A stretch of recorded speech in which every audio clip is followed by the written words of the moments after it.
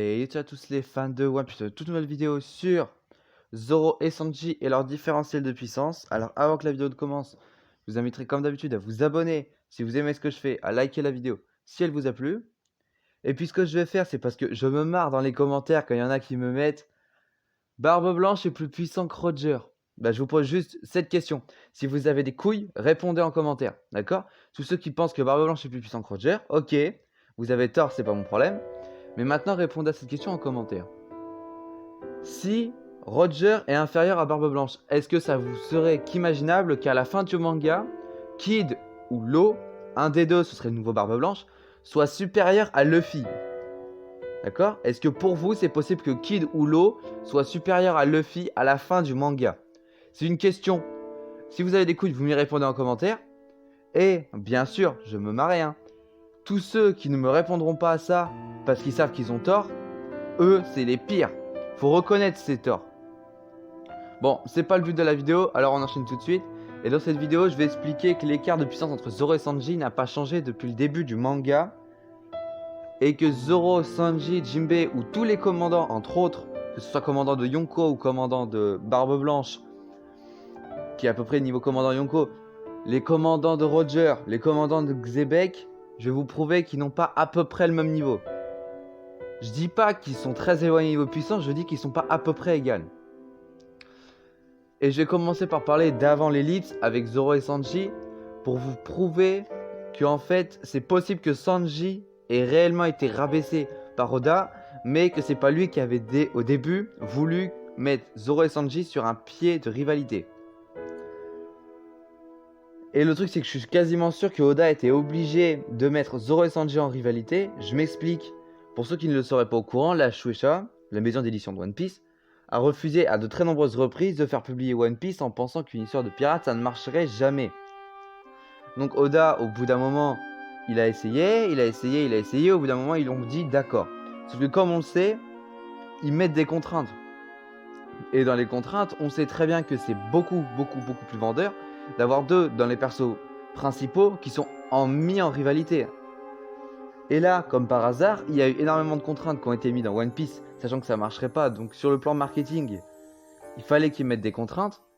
Et là, comme par hasard, on a eu une rivalité Zoro-Sanji au début du manga, sachant que, pour ceux qui l'ignorent, au tout début du manga, c'est une rivalité pour savoir qui est le meilleur chasseur. D'accord? C'est sur Little Garden, lequel ramène le plus gros dino. C'était même pas une rivalité de puissance. Donc ça n'a pas lieu d'être en fait. C'est qu'ils s'embrouillaient, sauf qu'on sait très bien que Zoro qui s'embrouille avec Sanji, Sanji va pouvoir tenir un petit peu, mais Zoro finira par gagner en fait. Parce qu'il est plus puissant de base depuis le début du manga. Et ce qui s'est passé en fait, c'est que quand tu as deux persos qui sont mis en rivalité, 95% du temps, tu préfères un des deux personnages. Et vu que tu préfères un de ces deux personnages qui sont dans les personnages principaux, il va monter dans ton top des persos préférés. Comme par exemple si tu avais Zoro Sanji qui était 6 et 7, et ben là par exemple si tu préfères Sanji, il va monter dans le top 3. Ça c'est quasiment sûr, c'est de la psychologie. Ça vous vous rendez pas compte? Moi je me rendais pas compte non plus avant de creuser sur ce sujet là. Et maintenant je vais retracer One Piece avec les combats de Zoro et Sanji pour vous prouver, comme par hasard, hein, que Zoro et Sanji n'ont jamais affronté de réels adversaires qui ont à un niveau plus ou moins équivalent. Parce que si on regarde bien, alors les deux vrais combats un peu qu'il y a eu, c'était Arlong Park. T'as Zoro au bord de la mort après son combat contre Mihawk. Le gars pisse le sang. Il a perdu je sais pas combien de litres de sang. Et le gars, il est encore en vie. Il bat Octi. T'as Sanji à côté qui bat Kurobi. D'accord? Ou je sais plus exactement comment est-ce qu'il s'appelle lui.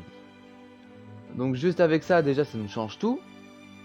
Après, bien sûr, il y a eu Alabasta, mais vaut mieux pas que j'en parle en fait, parce que Zoro a utilisé du haki pour trancher Das Bones. Sanji, Bonclé n'aurait pas réussi, et Crocodile, je suis même pas sûr qu'il aurait réussi. Parce que contre de l'acier, alors Mr. One lui aurait pas mis de dégâts, mais avec du sable, je vois pas vraiment ce qu'il peut lui mettre de dégâts, hein. C'est de l'acier quand même. Hein. Donc c'était quasiment impossible pour Sanji et Bonclé d'arriver à le battre. Sur Skypea, alors là c'est un truc de fou parce que t'as Luffy, Sanji et Usopp contre Mister Bouboule, hein, Satori le prélat, et t'as Zoro, il se fait un prélat tout seul, il se fait homme. D'accord? Juste ça déjà, ça nous dit déjà à quel niveau il est. Il a quand même eu les couilles d'aller affronter Zoro, non, Ener, et il s'en est quand même mieux sorti que Sanji. Même si on sait très bien que chez les Mugiwara, le perso qui a le plus de résistance, c'est Zoro. D'accord? Et venez pas me dire que c'est Luffy, parce que sinon je vous envoie Chopper, et lui il va vous expliquer. Le médecin de l'équipage, normalement il connaît mieux que vous, je pense. Après je suis pas sûr, hein, mais bon. Normalement, il n'y a pas trop de possibilités pour que vous puissiez vous en sortir. À partir de Marineford, One Piece a explosé. Donc à ce moment-là, si Oda voulait ne plus mettre ces deux persos en rivalité, il aurait pu.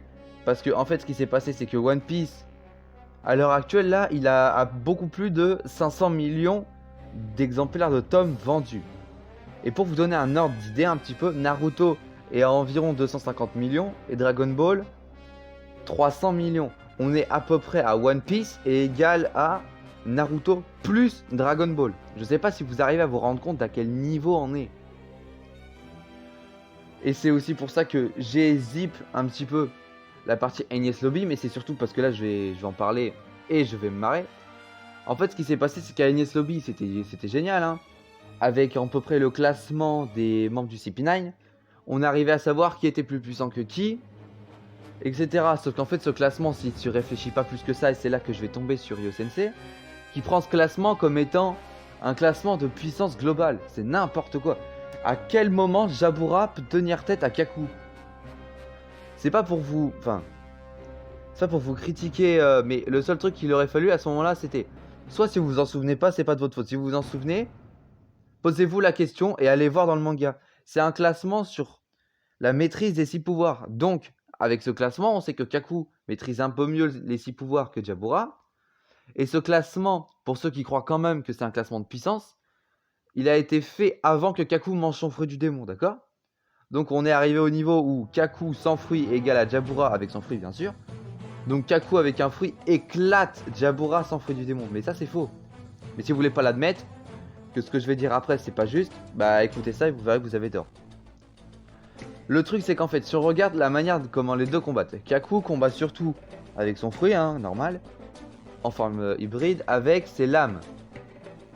Et à côté, on a Jabura, qui combat avec son fruit, forme hybride, tout ça, normal, et avec que les 6 pouvoirs. Il a pas d'armes secondaires, il combat avec les 6 pouvoirs, son Metallium, ses Index Gun, ses pas de lune. Vous pouvez regarder les combats dans le manga ou dans l'anime, vous vous rendrez compte de ça, d'accord? Et là, je veux pas voir un certain Jojol en commentaire.